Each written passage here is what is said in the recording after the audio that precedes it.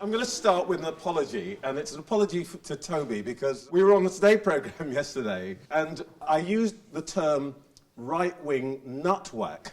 And I've come to understand that some people, for reasons I just cannot get, think I might have been referring to Toby. And I just want to make clear, I have never said that Toby Young is right-wing. I'm grateful for the opportunity to be here amongst all of the nutwhacks. What you're doing here matters. I can't tell you how significant I think this is.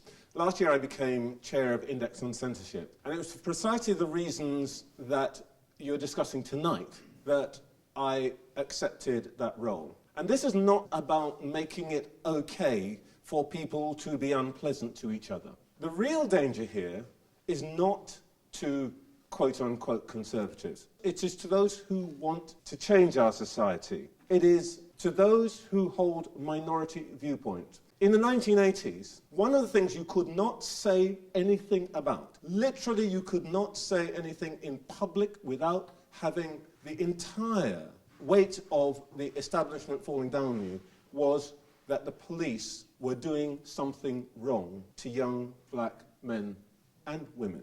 I was thinking this evening about the description that the Evening Standard, which, by the way, at that point was edited by a very civilized person many of you will know, Max Hastings, described me as a kind of nutter for calling for the police to be investigated for their treatment of young black men and women. It was impossible until Stephen Lawrence for that voice to be heard. And the reason I am here is a very simple one. Any society that says there are some things that lie outside the pale of discussion and debate. There are some things which are impossible to say. There are some things which are not respectable to say, is a society which is 90% of the way to silencing all minority voices, viewpoints, and cultures. And I was thinking about this weekend, and I went to my niece's production of Spamalot. And I'm thinking, today, you would never have been able to put that show on. You just couldn't. I don't know what an electric donkey bottom biter actually is, but I will bet you that there will be somebody who would go on Twitter today to say that this is an insult to all electric donkey bottom biters everywhere and it needs to be stopped. At the other end, I saw somebody who once worked for me at the Commission for Racial Equality, who then went to work for a trade union, who believes in biological sex. A year ago, she left the job, not because she wanted to leave the job, but because one day somebody reported what she had said on her own Twitter account, completely separate. In fact, she uses a name which in fact I myself had not recognized, but she was summoned by HR and told that she was bringing her employer, a trade union, into disrepute. And in the end, rather than go through a debilitating process, she walked. So my point here is that this is about more than me or Toby or clever people who write columns in national newspapers. Today, every week, every month, there are people who are losing their livelihoods for doing nothing more than saying what they think in a perfectly lawful way. At Index, we are focused on three big things: our traditional work, which goes back 50 years, publishing work originally from behind the Iron Curtain. Today it's much more around Latin America and so on, where journalists, creatives do an incredible, I mean, we sometimes think we're in trouble, but when you meet somebody who has just stepped into a reporting role because the person before them was found in the gutter with a hole in his head for writing something disobliging about the mayor's wife in a small town, then you understand what suppression of free speech can really look like. But we're concerned about what's happening in the digital space, and we're concerned about the movement towards self-censorship, the thing that I myself worry most about. Today, we talk a lot in most organizations about diversity and inclusion. Tonight, I'm worried about diversity and exclusion. What we saw in the last 48 hours since Toby was on the radio, most of it's saying this free speech union thing can't be any good because it's Toby Young. Not because we've got a view about free speech, but because it's him. This is a guilt by association thing.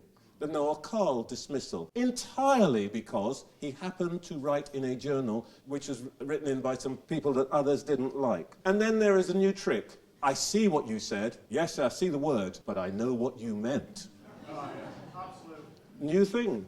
And the one that most worries me, speech apartheid. It's really interesting. I'm not going to go over the whole Boris Johnson burqa business. I mean, honestly, if that was the thing that Muslim women in this country most had to worry about, I would think this would be a lovely country, actually. As one of my American friends said to one of her Latino students who had been worried about something somebody said, honestly, if you're going to get in a state about that, what happens when they come and you can't pay your rent? There's an issue of priorities here. But even if we think about the language, the hypocrisy that is being visited on us, we say we can't say this about a particular form of dress, which is cultural or religious. There was a point when I could have worn dreadlocks. And frankly, if I took the drugs, I could do it again. But what would you say if somebody said, hey, you look like an alien, man? Today, that would be a dismissing offense. Yet, we play a film in which somebody says to an alien, you're making me drag you across the burning desert with your dreadlocks hanging out the back. Almost exactly the same as the burqa comment. Who was that? Will Smith. Nobody's going to ban Will Smith. Nobody's going to say Independence Day shouldn't be on TV. My point here is, the most dangerous part of this is that why this is dividing our society is that some people are allowed to say some things, others are not. And that means we cannot actually have a debate about true divisions in our society. You know, there are some groups of people about which you are absolutely not allowed by your employer to say something which happens to be true, but might upset some groups of people. This is incredibly dangerous. And that is why what we do at Index is so important and what you guys are going to do. The only point I would make is this. This fight has to be for everybody. It is not just about the clever people. It is not just about the right-wing people. It's not just about the left-wing people. It is about defending the possibilities in an increasingly diverse society in all sorts of ways to be able to discuss and debate the hard challenges. And we need to be able to talk with generosity. We need to be able to give people resilience, but we need to talk. That's why this is so important. That's why I'm here. And no doubt there'll be enough stuff saying, what is he doing amongst that lot? Well, the truth is, there should be many more like me amongst your lot. All of us need to gather round and defend each other and defend the right of a democratic, liberal, thinking society to be able to think out loud and solve its problems in public. If we don't do that, the next step is back to the few people in charge who make the decisions. No voices for minorities, no opportunities to innovate. That is what this country is great at. Let's not throw it away. Thank you.